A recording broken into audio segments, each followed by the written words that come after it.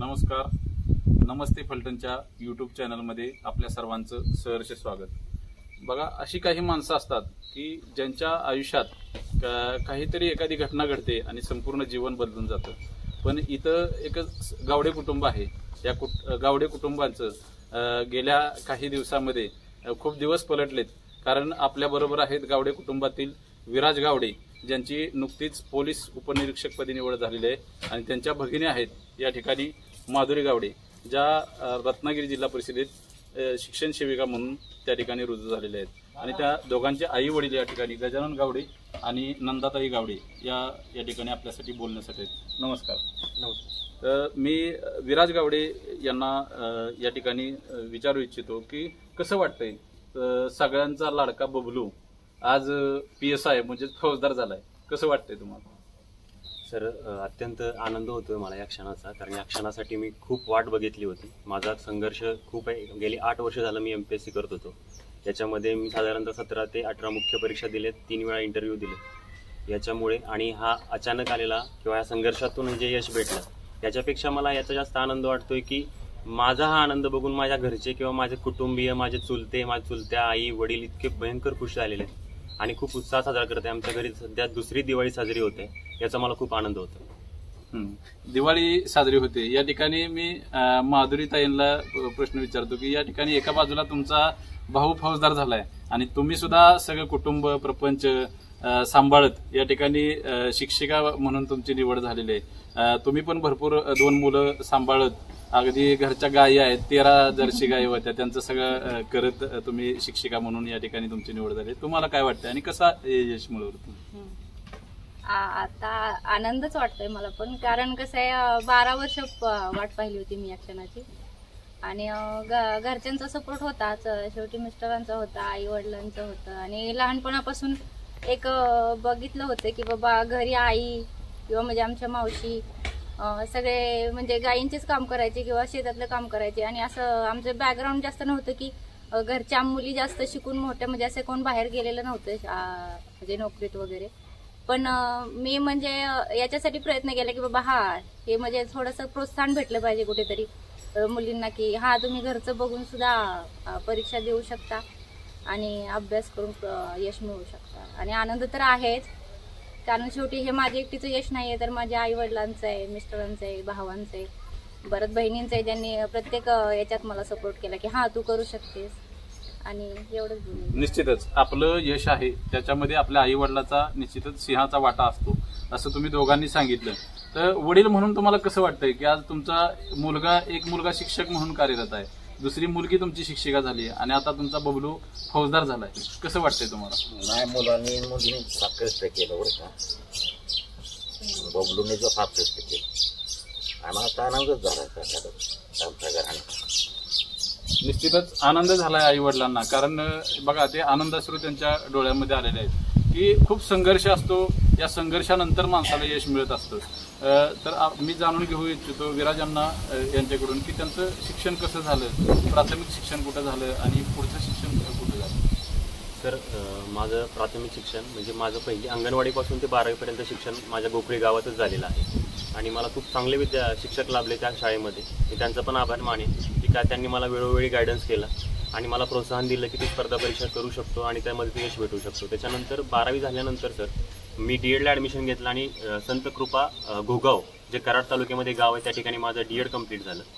DED करत असताना मला 83% DEDला पडले आणि त्या ठिकाणी पण माझं कौतुक झालं होतं. त्याच्यानंतर मी गावी आलो आणि गावी TC तुळजाराम चतुरचंद कॉलेज या ठिकाणी मी पॉलिटिकल सायन्स या विषयामध्ये डिग्री विषय निवडला आणि त्याच्यामध्ये मी माझी डिग्री कंप्लीट केली.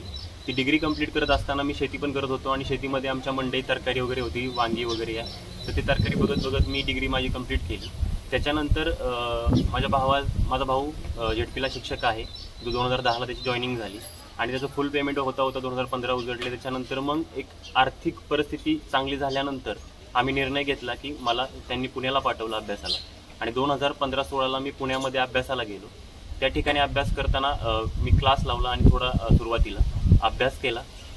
2017ला मी पहिली मुख्य परीक्षा पास झालो आणि PSIची मुख्य परीक्षा पास झालो. त्याच्यानंतर असं करत करत मी बऱ्याच मुख्य परीक्षा दिल्या परंतु मला यश येत नव्हतं. 1, 2, 3, 4, 5 मार्कांनी माझी यशाला हुलकावणी जात होती.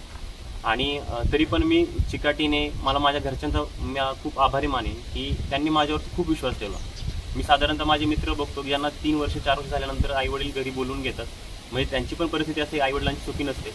परंतु मला माझ्या घरच्यांनी इतका सपोर्ट केला की मला 8 वर्ष त्यांनी माझ्यावरती पूर्ण विश्वास ठेवून की तू खचू नको, तू एक दिवस नक्की पोस्ट काढशील, या विश्वासावरती मी तगून राहिलो. पुण्यामध्ये अभ्यास करत राहिलो आणि शेवटी मला असं वाटतं की देवाने पण ते कष्ट बघितले असतील, माझ्या आईवडिलांचे आशीर्वाद माझ्यासोबत असतील आणि शेवटी मला यश भेटले. निश्चितच जिद्द, चिकाटी आणि तुम्ही घेतलेलं खडतर परिश्रम याच्या पाठबळावर तुम्ही हे यश मिळवलं. पण मधला काळ खूप संघर्षाचा गेला, ज्या काळामध्ये तुम्हाला यश मिळत नव्हतं. असे काही प्रसंग आले असतील की बंद करावं हे आणि आपल्या गावाकडे जाऊन काहीतरी शेती, उद्योगधंदा, व्यवसायात मदत करावी किंवा नवीन व्यवसाय सुरू करावा, असं काही वाटलं असेल बाकीच्यांच्या प्रतिक्रिया वगैरे पाहून, त्यावेळी तुमच्या भावना काय होत्या?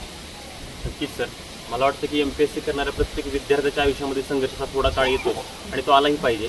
तसा माझ्याही आयुष्यामध्ये एक संघर्षाचा काळ आला होता, जो होता 2019 ते 2022. या 3 वर्षामध्ये मी जे झेललं ते बहुतेक MPSC करणारा प्रत्येक विद्यार्थी झेलत असतो.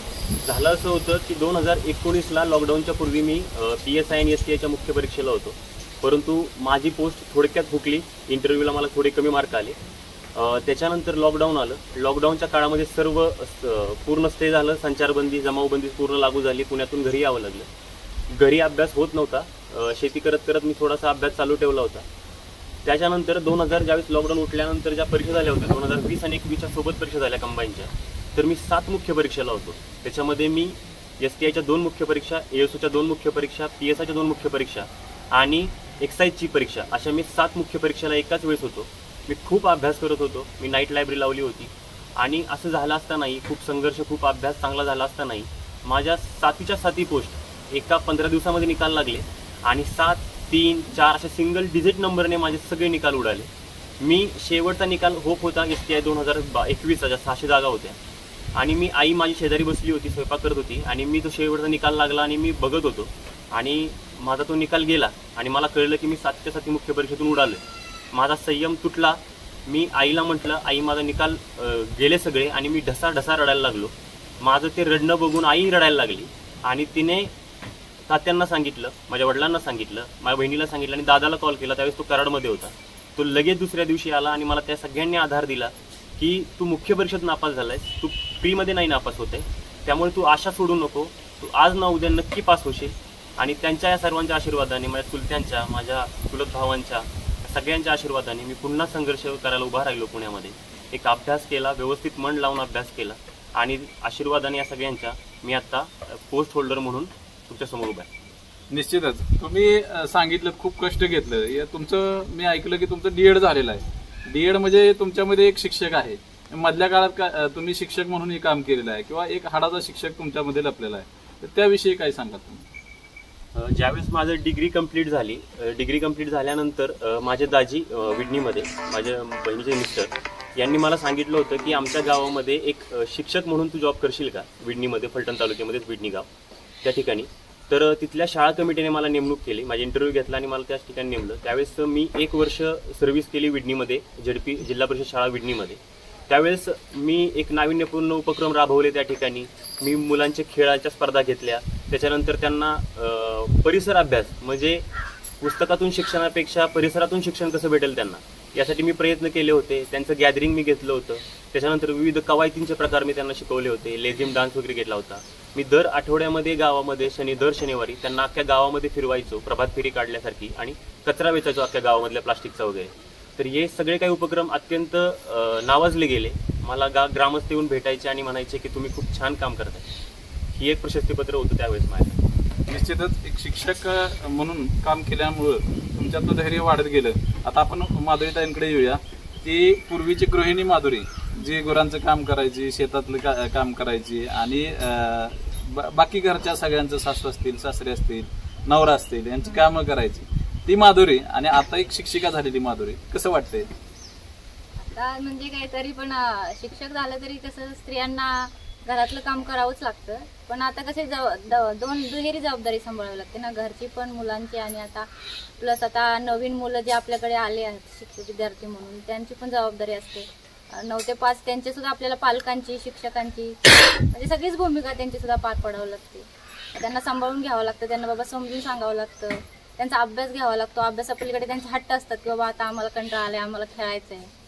मग ते सुद्धा पुरवावे लागतात की हा त्यांच्या कलेने कधी कधी घ्यावं लागतं. म्हणजे जबाबदारी आता दुहेरी झाली. उलट अगोदर कसं संसार इतके संसार. ठीक आहे, आता जबाबदारी वाढलेली आहे तुमची. दोन्ही जबाबदाऱ्या, एक शिक्षणाची जबाबदारी, कुटुंबाची जबाबदारी, शिवाय कुटुंबापासून तुम्ही दूर राहताय, त्यामुळे जबाबदारी वाढली. आता आपण विराज यांच्याकडे येऊया.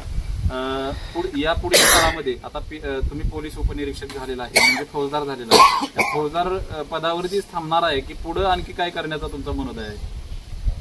सर नक्कीच माझं PSI हे ड्रीम पोस्ट होतीच. म्हणजे माझी ड्रीम पोस्ट कोणत्याही संरक्षण खात्यामध्ये किंवा आपल्या डिफेन्स खात्यामध्ये मला कोणतीही पोस्ट असेल, DYSP आणि फौजदार या दोन्हीपैकी कोणतीही पोस्ट मला आवडते.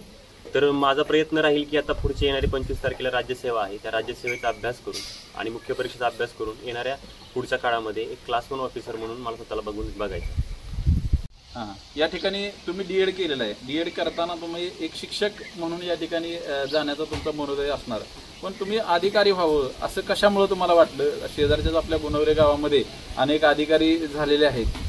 तुम्हाला कुणाची प्रेरणा मिळाली का? आणि यासाठी तुम्ही कुठले क्लासेस वगैरे लावले होते का, किंवा विशेष काय केलं होतं का, हे सांगा, जेणेकरून या स्पर्धा परीक्षेसाठी तयारी करणाऱ्या युवकांना त्याच्या माध्यमातून संदेश मिळेल. तर 2010 मध्ये माझ्या भावाचं DED मध्ये CET मध्ये सिलेक्शन झालं होतं. त्यावेळेस तो एका महिन्याचा अभ्यास त्याने फक्त बारामतीला 1 महिना राहून अभ्यास केला होता आणि त्याने सहज ते संपादन केलं होतं. त्यावेळेस माझ्या मनामध्ये आलं होतं की माझा भाऊ करू शकतो, तर त्याच्या आदर्शाने मी पण हे करू शकतो, स्पर्धा परीक्षेमध्ये यश घेऊ शकतो. आणि मला त्याचा खूप गायडन्स होता. माझ्या भावाचे पण याच्या पाठीमागे खूप कष्ट आहेत. त्याने मला खूप कायम एक खंबीर सपोर्ट केलेला आहे. त्यामुळे मला असं वाटतं की मी माझ्या भावाचा आदर्श घेऊनच स्पर्धा परीक्षेत उतरलो. त्याने मला कायम प्रोत्साहन दिलं की तू करू शकतो, तुझ्यामध्ये ती कॅलिबर आहे. मग मी ते केलं आणि करत गेलो आणि यश संपादित केलं. निश्चितच त्यांचे जे मोठे बंधू आहेत कुणाल गावडे, ते शिक्षक आहेत आणि त्यांची प्रेरणा घेऊनच, त्यांच्यामधला जो शिस्तप्रियपणा आहे याची प्रेरणा घेऊनच आपण हे यश मिळवलंय असं विराज गावडे यांचं मत आहे.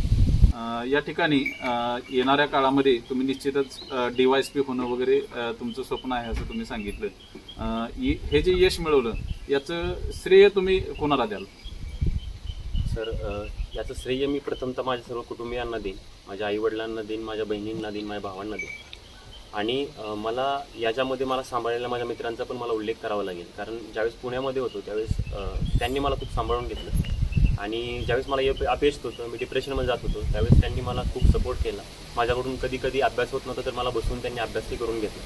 तर मला त्या मित्रांचाही आभार मानायचे आणि माझ्या चुलत भावांचाही मला आभार मानायचे. कारण आम्ही फक्त एक आर्थिकरित्या विभागलो गेलो असेल, परंतु आमची मनं अजूनही जुळलेली आहेत. आम्ही खूप एकत्र कुटुंब असल्यासारखं नांदतो. आमची वस्ती 3 घरांची आहे. मला इथे खूप छान प्रेरणा भेटते सर्वांकडून. निश्चितच आपलं जरी चुलत्यांपासून आपण वेगळे राहत असलो तरी आपली जी एकसंघपणा आहे, युनिटी आहे, ही विराज यांच्या बोलण्यातून या ठिकाणी दिसून आली. शिवाय आपल्या यशाचं श्रेय ते आपल्या इतरांना, आपल्या मित्रांना देतात. मी तुमचा एक व्हिडिओ पाहिला की तुम्ही ते मोबाईलमध्ये पाहत होता आणि ते अचानक तुम्हाला ते लिस्टमध्ये तुमचं नाव आलेलं किंवा तुमची रँक वरती आहे असं लक्षात आल्यानंतर आपलं सिलेक्शन पक्का आहे असं समजल्यानंतर तुम्ही एका मित्रालाच घट्ट मिठी मारली आणि तो जो जल्लोष साजरा केला, त्याविषयी काय सांगाल? काय फिलिंग्स होते त्यावेळेस झालं असं होतं की मी रिझल्ट 5:43 रिझल्ट लागला. मी प्रत्येक 10 सेकंदाला ते स्वाईप करून पाहत होतो गुगल क्रोमवरती रिझल्ट लागतोय का म्हणून. आणि मला माहित नव्हतं की माझा एक सौरभ रूममेट मित्र आहे, तो पाठीमागून शूट करतोय माझ्या रिॲक्शन बघण्यासाठी. परंतु बरोबर 5:43 तो रिझल्ट लागला आणि मी तो रिझल्ट पाहिला आणि त्यात माझं 99वी रँक दिसली मला ओपनमधून. आणि मला भानच राहिलं नाही कुठल्या गोष्टीचं. मी इतका माझ्या डोळ्यासमोर त्या 1-2-3 सेकंदामध्ये माझा पूर्ण 8 वर्षाचा संघर्ष मला आठवला आणि मी अत्यंत आनंदामध्ये माझ्या मित्राला रामला मिठी मारली. तोही खूप आनंदित झाला कारण आम्ही दोघंही स्ट्रगल करत होतो. तोही आता अधिकारी होईल. तो आनंद इतका जबरदस्त होता की मी आता शब्दात नाही सांगू शकत. आणि आत्ता तो आनंद मी आत्ताही फील करतोय. मला खूप भारी वाटलं. निश्चितच आपल्या समाजामध्ये बघा एक आहे की ज्यावेळी आपल्याकडे काय नसतं त्यावेळी बरेच लोक आपल्याकडे दुर्लक्ष करतात आणि ज्यावेळी आपल्याकडे काहीतरी येतं त्यावेळी अनेक लोक आपल्याला त्या ठिकाणी आपल्याशी अटॅचमेंट करण्याचा प्रयत्न करतात. आता तुम्ही निश्चितच तुमच्या लग्नाचं वय झालेलं आहे, पुढील काळामध्ये मुली वगैरे येणार, तर त्याविषयी काय तुमचं लग्न कधी करण्याचा मनोदय आहे किंवा कसं आहे तुमचं पुढचं प्लॅनिंग काय असणार आहे, कशी असावी तुमची जोडीदार याबद्दल काय तुमच्या भावना आहेत? ते आता सर माझ्या घरचे बघतील, ते जे बघतील ते असेल, परंतु एक समजूतदार किंवा सर्वांना सांभाळून घेणारी वगैरे असेल त्याचा जास्त विचार मी सध्या करत नाही. बरं, ठीक आहे. तुम्ही त्याविषयी काय विचार करत नाही. आपण पाहतो की अधिकारी होत असताना जो स्ट्रगल आहे तुम्ही अनुभवलेला आहे. आता तुम्ही जवळपास अधिकारी झालेले आहात, तर जी मुलं आपल्या कठीण परिस्थितीमध्ये तुमच्यासारख्याच बॅकग्राऊंडमधनं किंवा त्याच्यापेक्षा अनेक खडतर परिस्थितीतनं या परीक्षेसाठी प्रयत्न करतायत, तर त्यांच्यासाठी काय संदेश आणि सल्ला द्याल? सर, सल्ला देण्यासाठी मी खूप मोठा नाहीये, परंतु मी एवढंच सांगेन, कारण मी तो संघर्ष पाहिलाय. मी त्यांना एवढंच सांगेल की संघर्षाचा शेवट नेहमी गोड असतो. तुमचे प्रयत्न जर प्रामाणिक असतील, तुम्ही तुमच्या आईवडिलांवरती प्रेम करत असाल आणि त्या प्रामाणिक प्रयत्नांना जर तुम्ही पराकाष्ठाची सीमा गाठाल त्या अभ्यासाने, तर मला असं वाटतं की यश तुमच्या पायात लोटांगण घालतं. देव पण असतो तुमच्या बरोबरती. तुमचे आई वडील आहेत, तुमचे कुटुंबीय आहेत, या सर्वांचा विचार करून जर तुम्ही प्रामाणिक प्रयत्न, अभ्यासिकेमध्ये मी जास्त वेळ नाही सांगत, एक 8 तास जरी तुम्ही प्रामाणिक अभ्यास केला तर तुम्हाला यश भेटू शकते आणि यश भेटेल. आणि जरी तुम्हाला यश लवकर भेटत नसेल तरी खचू नका, कारण खचल्यानंतर तुम्हाला घरी येऊन पराभवच पत्करावा लागेल. लोकांच्या तिरकस नजरा खूप वाईट असतात, लोक नावं ठेवतात. त्यामुळे एक पराभूत माणसाला जगामध्ये, समाजामध्ये जास्त किंमत नाहीये. आणि आजकाल तुमचा पराभव किंवा तुमचा विजय हा तुमच्या नोकरीवरती, तुम्ही समाजामध्ये काय करता याच्यावरती मोजला जातो. म्हणून खचून न जाता तुम्ही जर प्रामाणिक प्रयत्न केले, प्रामाणिकरित्या अभ्यास केला, तर तुम्हाला नक्कीच यश भेटेल. आणि खचून नका जाऊ, अभ्यास करा. बेस्ट ऑफ लक. निश्चितच तुम्ही जो युवकांना संदेश दिलेला आहे तो आमच्या चॅनलच्या माध्यमातून युवकांपर्यंत आम्ही पोहोचूच. या ठिकाणी मी बघा, प्रत्येकाची आई असते, आई कधी बोलत नसते, पण आईच्या मनात अनेक भावना असतात मुलांविषयी. ते कधी तुमच्याशी प्रत्यक्ष बोलली नसेल, पण तिला काहीतरी वाटत असेल की माझा मुलगा मोठा व्हावा, तो प्रयत्न करतोय. आता दोन्ही मुलांचं कल्याण झालेलं आहे आणि तिसरा आमचा शेंडेफळ मुलगा राहिलेला आहे आणि त्याचं यश मिळालं पाहिजे असं तिच्या मनामध्ये सातत्यानं काहीतरी चाललेलं असायचं. आणि आज 1-2 दिवसापूर्वी तुमचं त्या आईचं हे स्वप्न पूर्ण झालं. तर आईची काय भावना आहे याविषयी? मला आनंदच आहे. लहान दिवस काढला आम्ही राहायला, आम्हाला घर सुद्धा नव्हतं पहिलं. ते आता लय आनंद झालाय मला. कधीच इतका आनंदित नव्हती, इतका आनंद झालाय तिने मुलं लागल्यापासून. बघा, आईला आनंद खूप झालेला आहे. हे तिन्ही मुलं त्यांची शासनाच्या सेवेमध्ये लागलेले आहेत, नोकरीमध्ये लागलेले आहेत, की त्यांनी खूप खडतर परिस्थितीमध्ये या ठिकाणी जीवन जगलेलं आहे. घरामध्ये जो सगळ्यात जास्त त्रास कोणाला होत असेल तर तो आईला होत असतो, कारण वडील असतात, मुलं असतात, त्यांच्यामध्ये समन्वय ठेवायचा, घरातली सगळी कामं करायचं. त्यांनी बोलून दाखवलं की मला खूप आनंद आतापर्यंत कधीच झालेला नाही. जरी तो त्यांच्या चेहऱ्यावरती त्या दाखवत नसल्या तरी मनातून ती आई खूप आनंदित झालेली आहे. तर या ठिकाणी आपल्या सोबत बोलण्यासाठी होते विराज गावडे, नुकतेच ते पोलीस उपनिरीक्षक झालेले आहेत. त्यांना पुढील वाटचालीसाठी खूप खूप शुभेच्छा देतो. थांबतो. धन्यवाद.